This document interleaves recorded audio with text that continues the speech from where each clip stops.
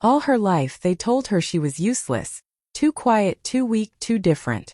They said she'd never make it without them. But one day, the same family that mocked her had to stand and clap when she walked in, not as their failure, but as their new boss. Efua Nyarko had always lived in the shadows of her own home.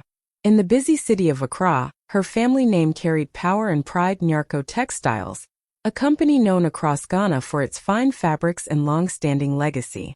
To outsiders, the Nyarkos seemed perfect, rich, respected, and united.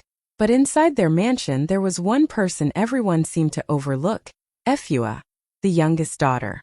She wasn't loud like her siblings or charming like her brother Kojo.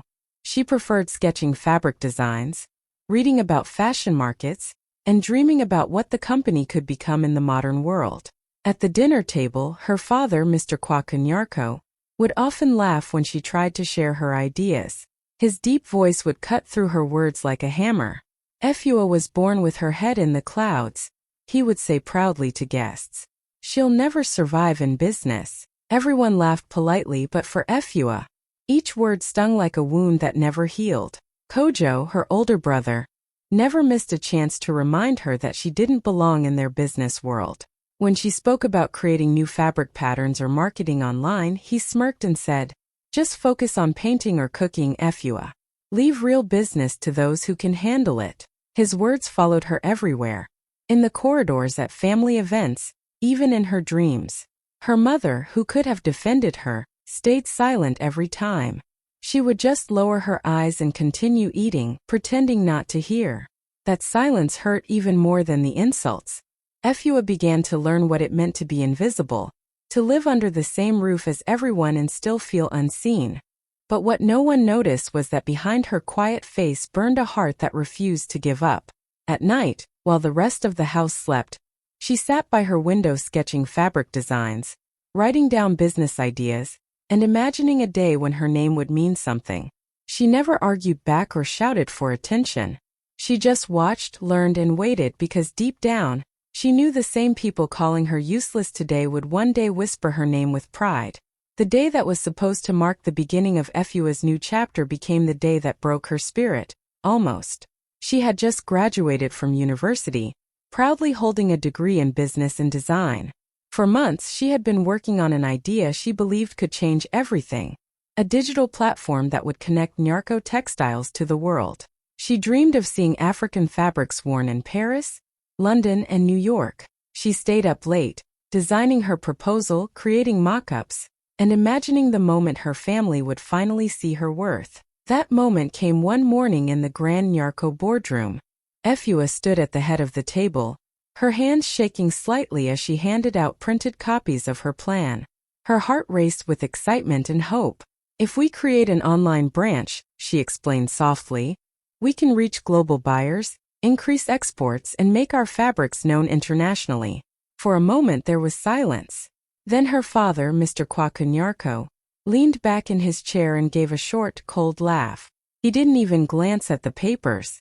"This family doesn't do fantasies," he said, waving his hand dismissively.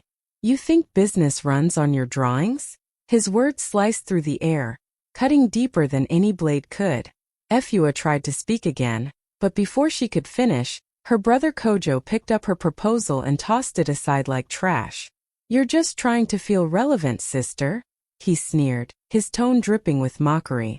The people in the room chuckled, board members, cousins, even longtime family friends. And then her father delivered the final blow.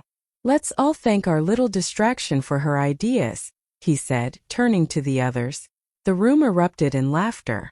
Efua stood frozen, her cheeks burning, her heart shattering quietly inside her chest.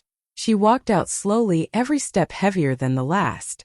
She didn't cry, not there, not in front of them.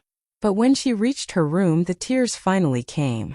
That night, without saying goodbye, she packed her few belongings, some clothes, her laptop, and the last of her pride. She left the mansion quietly, stepping into the cold Accra night. She had no money, no plan, and no support. But as the gates closed behind her, one thought echoed in her mind. "They broke me today, but one day they'll remember my name." The first few months away from home were the hardest days of Efua's life. She moved into a tiny one-room space near Makola Market, a noisy, crowded place filled with the smell of roasted corn, fresh fabrics, and car horns. The walls of her room were cracked, the roof leaked when it rained, and she slept on a thin mattress laid on the floor. But for the first time she felt free. No voices mocking her, no eyes judging her. Just silence, and a fire burning quietly in her heart. During the day she worked for a kind but strict tailor named Mama Esi, a woman who sold colorful Ankara dresses at the market. Efua would fold fabrics, serve customers, and sometimes help with sewing. Her soft-spoken nature made her easy to underestimate, but her eyes never stopped observing. She watched how customers bargained, how fabrics were priced, and how designs could change someone's mood. Every detail became a silent lesson. In the evenings after the market closed and the other workers went home, Efua stayed behind, sweeping the shop floor or helping Mama Esi pack up. One night the older woman noticed how exhausted she looked and asked gently, "Why are you working so hard, my daughter? You barely sleep." Efua smiled, her voice calm but full of quiet determination. "Because one day, Mama, I'll buy back what they took from me. And when that day comes, they'll have to call me boss." Mama Esi looked at her for a long moment, and nodded, as if she could already see the future Efua was describing. At night, while the city lights blinked through her small window, Efua borrowed an old laptop from a friend's cousin. She taught herself coding through free tutorials, learned about digital marketing, online sales, and how global brands told their stories. Sometimes her power would go out, and she'd sit by candlelight, writing business ideas in an old notebook. People in the market called her the girl who never rests. But Efua wasn't chasing sleep, she was building a dream. She had nothing, no family, no money, no name left to defend, but she carried something far greater. A quiet promise to herself. She had hit rock bottom, yes, but she wasn't broken. She was rebuilding, one lesson, one late night, one silent victory at a time. Months of saving and sleepless nights finally gave birth to Efua's dream. She had managed to collect just enough money to buy a second-hand phone, a few yards of fabric, and some simple jewelry pieces. With trembling hands but a steady heart, she opened her small online store, Efua Designs, meaning the chosen daughter. The name itself carried a message, a reminder to herself that even if her family rejected her, she was chosen for something greater. Efua began small. She took pictures of the dresses and jewelry herself, using sunlight by her window as her studio. Her friends from the neighborhood modeled for her. Market girls, students, even Mama Esi's niece. They laughed, posed, and helped her tag people on Instagram. Every post carried her passion, bright colors, strong captions, and a story behind every design. First, no one noticed. A few likes here and there, one or two small orders. But Efua didn't stop. She kept improving, learning how to advertise, how to reach fashion bloggers, and how to tell stories that made people feel proud of wearing African-made designs. Slowly, the spark began to grow. Orders started coming in from different cities: Lagos, Nairobi, Abidjan. The world was finally seeing what her family never did. One afternoon, she received a message notification. It was from her brother Kojo. His words dripped with mockery. "So now you're a market woman? I'll buy your stall when you go broke." Efua stared at the screen for a long second, then simply replied with a smile emoji. No anger, no defense, no explanation. Her silence was stronger than any insult. Weeks turned into months, and Efua Designs caught fire online. Fashion influencers from Ghana to South Africa began wearing her fabrics and tagging her name. A Nigerian actress wore one of her dresses during an interview, calling it the future of African elegance. Efua watched her follower count rise, her sales double, and her brand name whispered in markets she had never stepped in. She didn't dance, she didn't boast. She just smiled quietly, because her dream had finally found oxygen. The same useless daughter who once left home with nothing was now shaping the image of African beauty across borders. And she was just getting started. Just when everything seemed to be falling into place, fate struck without warning. One quiet Sunday night, Efua got a call that made her heart stop. Her small warehouse had caught fire. By the time she arrived, The flames had eaten everything she had worked for. Rolls of fabric, boxes of jewelry, her packaging materials, all turned to ashes. She stood in the smoke, tears cutting down her cheeks, the smell of burnt dreams filling the air. The police said it was an electrical fault, but to Efua, it felt like life itself had decided to test her one more time. The next morning, the news spread faster than the fire itself. Her family heard, and instead of sympathy they found amusement. At a cousin's wedding a few days later, she overheard her uncle laughing loudly, saying, "Efua's dreams went up in smoke." Laughter followed, echoing like knives through her chest. Kojo added smugly, "Maybe she should have stayed in her father's house instead of chasing fantasies." Efua didn't respond. She sat quietly, her eyes fixed on her glass of water, her face calm. But deep inside a storm was building. Not of anger but of determination. She promised herself that night she would rebuild, even if it took everything again. With no stock, no money, and no home to return to, Efua took a job at a logistics company. She carried boxes, handled deliveries, and learned the routes of trade across Ghana. The pay was little, but she was gaining something far greater, knowledge. That's where she met Kwabena Teta, a kind, humble delivery driver who noticed the fire still burning behind her calm eyes. One evening, after seeing her working late, he said softly, "You're not done, Efua. You're just being tested." Those words stuck with her. She saved every sadi, worked double shifts, and studied how businesses managed transport and storage. With Kwabena's help, she began selling small batches of fabric again, directly to tailors and boutiques. This time she didn't rush. She planned. She adapted. A year later, Efua designs rose again, not from luxury but from lessons. Efua realized that sometimes failure doesn't destroy you. It builds you from stronger material. Her fire hadn't ended her story. It had just forged a tougher version of her. Efua had learned the hardest lessons, and now she was ready to rise. Instead of competing with the big companies that once rejected her, she turned toward the people who had nothing, the forgotten weavers in small villages across Ghana, Nigeria, and Kenya. She visited them herself, walking through dusty markets and crowded workshops, talking to old women with rough hands and young girls with hopeful eyes. They had skill but no voice in the market, so Efua gave them one. She paid them fair prices, featured their names on her website, and told their stories to the world. Slowly, Efua Designs became more than a brand. It became a movement. Within 2 years, what started as a dream in a one-room apartment grew into one of Africa's most admired ethical fashion companies. Her Instagram flooded with international followers. Orders came from Paris, London, and New York. Influencers wore her clothes proudly, calling them the heartbeat of Africa. Efua was invited to speak at conferences about women in business and sustainable fashion. Cameras flashed as she stood on stages she once only dreamed about, her voice calm but powerful.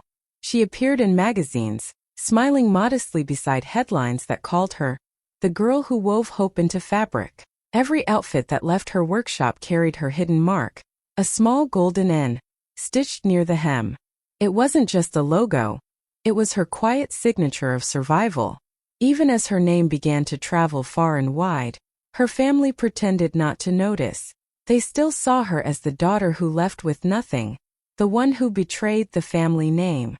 They avoided her at social gatherings, never mentioning her success. But the world had already started to whisper. Newspapers wrote about her rise. Investors praised her business model. Other designers copied her style. Efua didn't seek revenge. She sought excellence, and excellence became her revenge. While her family sat in their fading wealth, she was building an empire with purpose. And though they still looked down on her name, deep down she knew the truth. Soon they would have no choice but to look up. The call came late at night. Efua was sitting by her window, reviewing new designs when her phone buzzed. The voice on the other end trembled. "Miss Efua," the old worker said softly, "your father's company is drowning. They're desperate for a buyer." The words echoed in the quiet room like thunder. For a long moment Efua said nothing. Memories flashed. The day her father called her useless, her brother's cruel laughter, her family's mocking whispers. Then with a calm that came from pain and growth she replied, "Tell them their useless daughter might be interested." Meanwhile, Nyarko Textiles was collapsing from the inside. Kojo, her brother, had taken control after their father's health began to fail. But arrogance had replaced wisdom.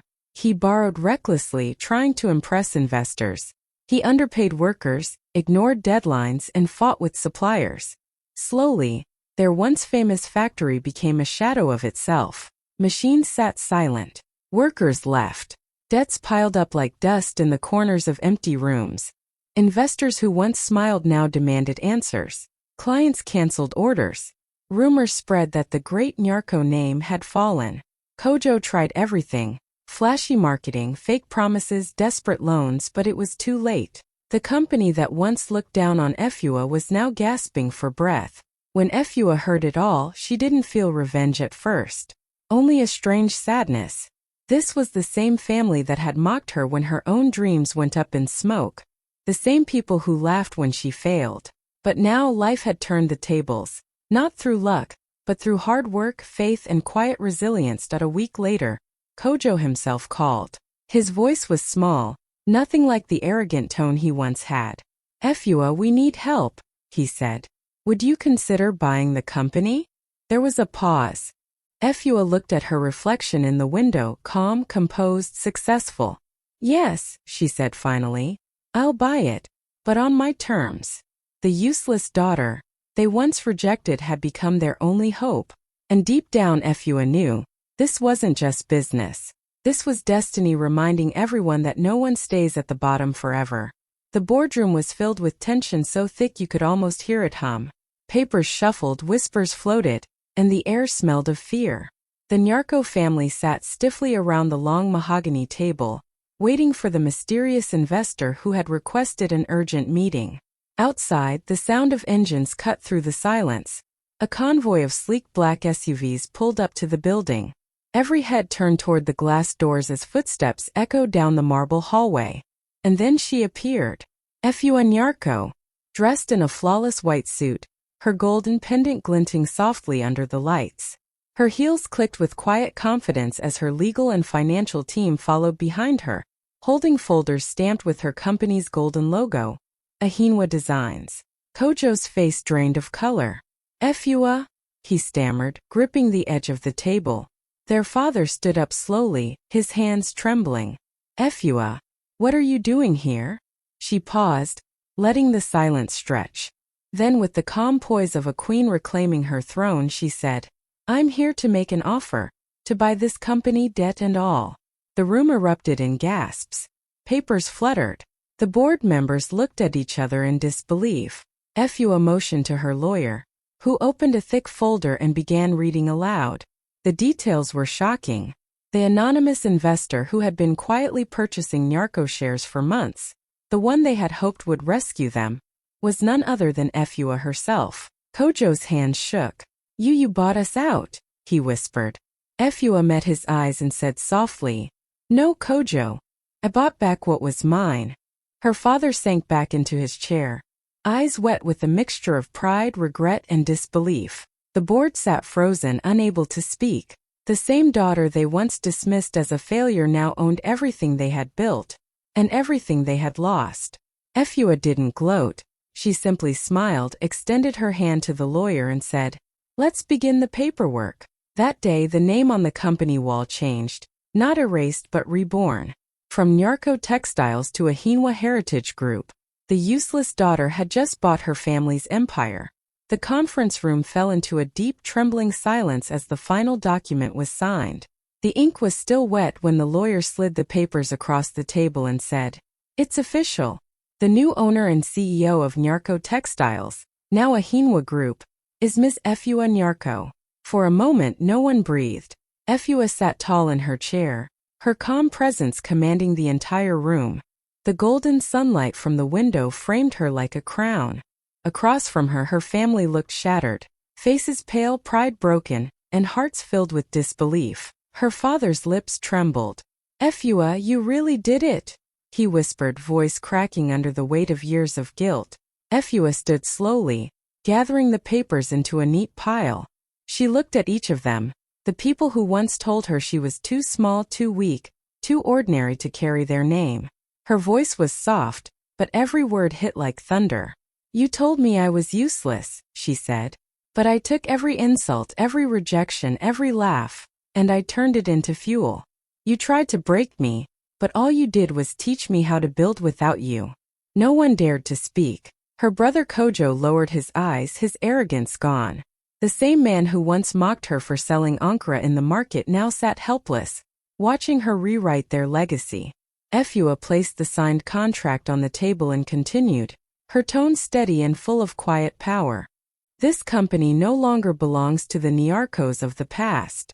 It belongs to the daughter you tried to forget." Her father's tears finally fell, his voice trembling as he said, "Efua, I'm sorry." She nodded gently, not out of bitterness but peace. "I know, Papa. But now let's rebuild differently." When the news spread through the factory floors, something beautiful happened. The workers, the same people who had once feared losing their jobs, began to cheer. Some cried, some danced, and others whispered her name like a prayer. "The useless daughter," they said, smiling through tears, "has become our savior." And in that moment Efua realized, she hadn't just won a company, she had reclaimed her story. Months later, the factory that once echoed with anger and arrogance now hummed with music, laughter, and purpose. Under Efua's leadership, Nyarko Textiles had become something new, something alive. The walls were painted in bright patterns inspired by traditional Ghanaian art, and the workers wore uniforms with gold-stitched initials, N, a quiet symbol of hope. The company was no longer just about profit, it was about people. Efua made sure every weaver, tailor, and designer earned fair wages. She introduced sustainable fabrics made from recycled materials, combining technology with tradition. The same looms that once felt like chains now sang with freedom. Soon magazines across the world featured her story. Headlines read, "The daughter who rebuilt an empire," and "From rejection to revolution, Efua Nyarko's rise." Orders came from Europe, America, and even Asia. Every piece that left her factory carried not just a design, but a message of resilience. But Efua didn't stop there. She launched the Efua Foundation, providing scholarships for girls in rural areas, girls who were told they weren't smart enough, bold enough, or worthy enough to dream. She visited schools, sitting with young girls under mango trees, telling them her story in the simplest words. "You are not what they call you. You are what you choose to become." At her first major press conference in Accra, cameras flashed as reporters filled the hall. A journalist stood up and asked, "Miss Nyarko, what inspired your success after everything you went through?" Efua paused, her eyes soft but unshaken. Then she looked straight into the camera and said, "Being called useless. Because sometimes the world's biggest mistake is underestimating a quiet woman." The room fell silent. Then slowly people began to clap, not just for her words but for what they represented. Every ignored daughter, every silenced dreamer, every woman who rose anyway. And as her voice played over the company's next campaign video, the world listened. Studio microphone, they mocked her for dreaming. They laughed when she fell. But she rose higher than their voices could reach. Because some daughters aren't useless, they're unstoppable.